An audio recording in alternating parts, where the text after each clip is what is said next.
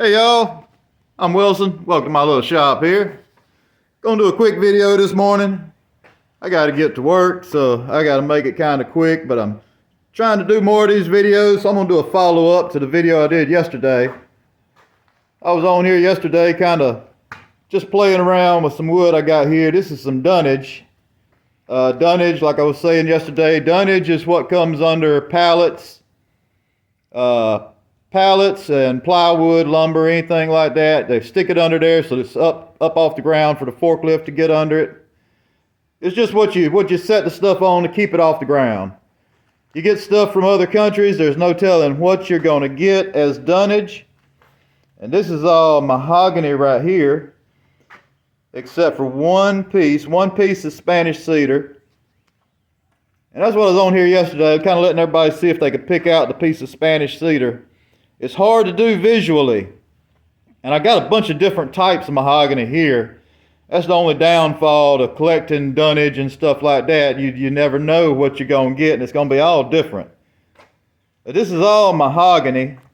I'm not a mahogany expert. This piece right here, this looks like what we used to call African mahogany.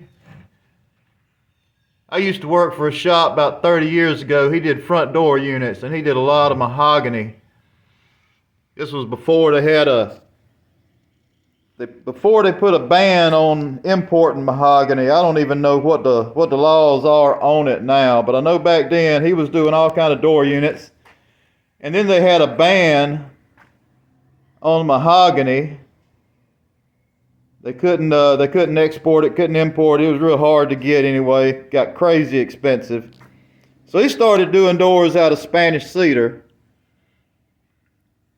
Now the reason they use mahogany in front doors and out exterior doors is mahogany is very rot resistant. Now I haven't actually looked it up, so I'm not sure the difference.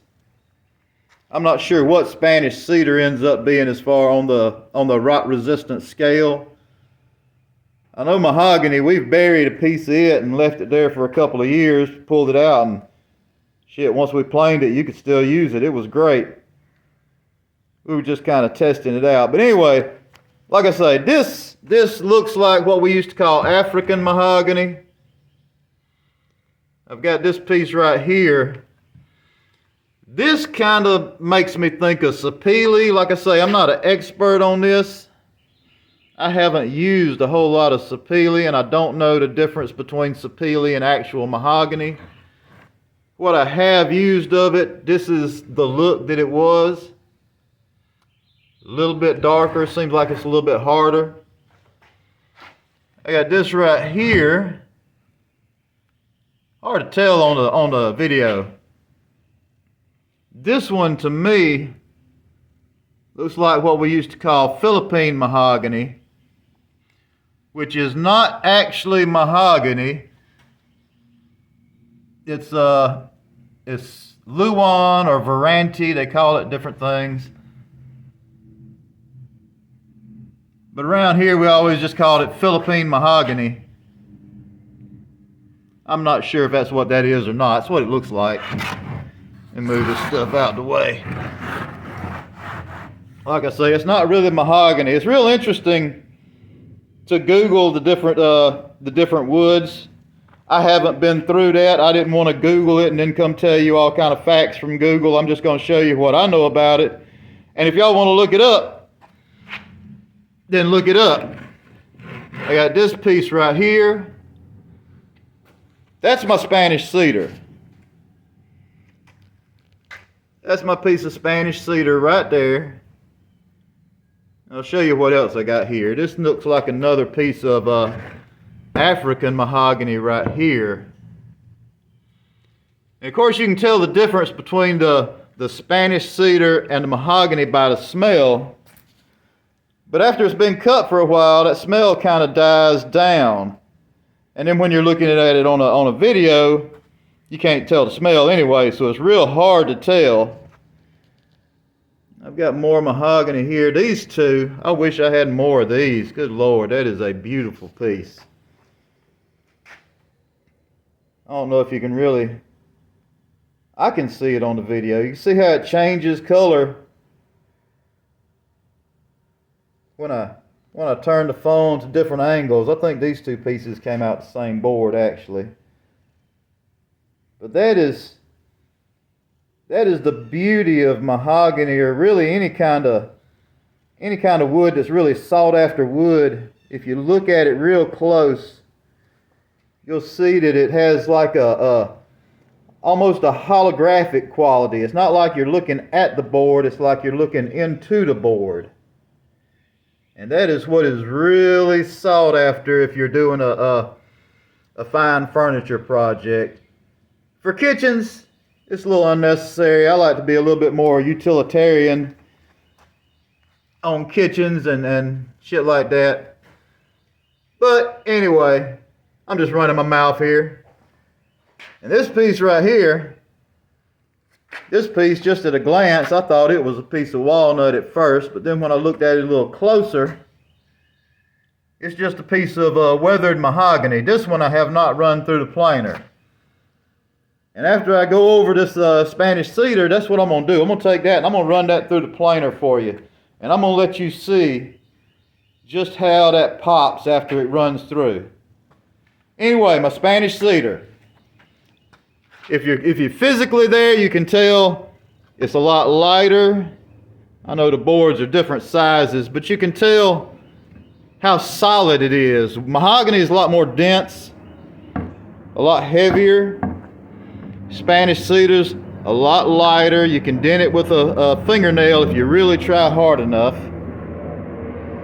But if you're just visually looking, the one thing that will give Spanish cedar away that I've never seen in mahogany is these little black lines right here. You'll get these in Spanish cedar a lot. When it's finished, they turn out real pretty. They have the red really comes out in them. But what those are, there's sap in there. You can see, let me get to, I don't know if you can see it. Damn, it's hard to see in the video. It is an actual crack. It's filled with a sap or a resin. You can really see the crystals. You can barely feel it with a fingernail because it is filled.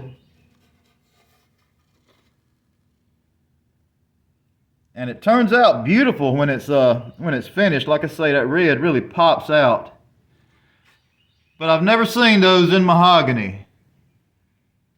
And that is one way you can tell if you've got a piece of Spanish cedar. If you see those, more than likely it's a piece of Spanish cedar. Usually it'll be a little lighter in color too.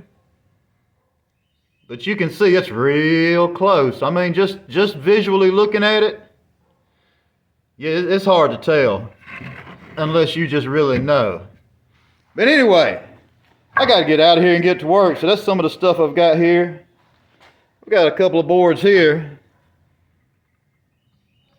I'm not even sure if this is mahogany. This doesn't really look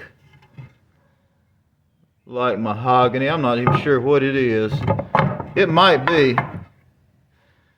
I got some more there I got to plane down. This is what it was right here. Just a little rough cut 4x4. They just stick under the pallets. You never know what you can get, so always keep your eye out. But anyway, this one board right here, I want to show y'all what it's going to look like. I've already got my planer set up here, so I'm just going to run it through real quick. Gonna make a little noise here.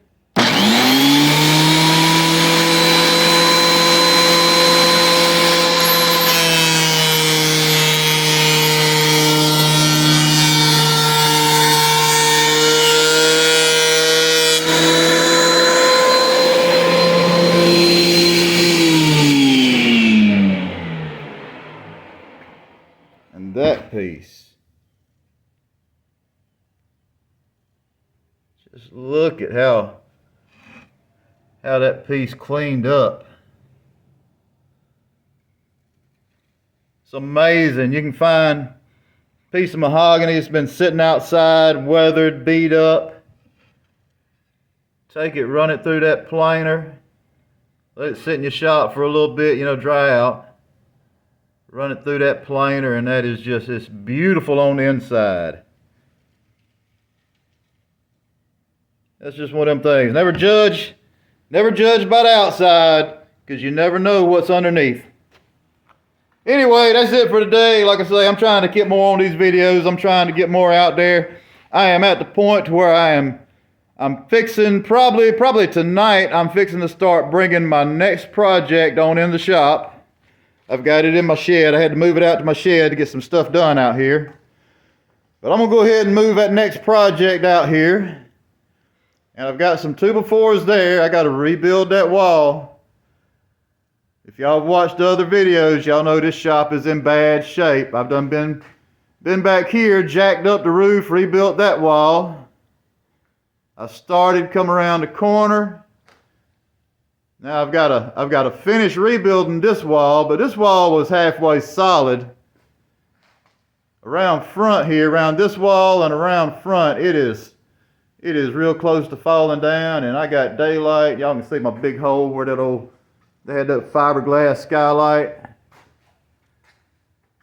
So my tarp has finally come on through. I got that big old hole. You can see I had it rigged and patched, just trying to keep it dry to get some stuff done in here, but that's got to get fixed. So between my next project and this wall, I got some stuff to do videos on for a little while, so y'all keep watching and we'll see what we can do. I appreciate it, y'all. Y'all have a good one, and I'll see you on the next one.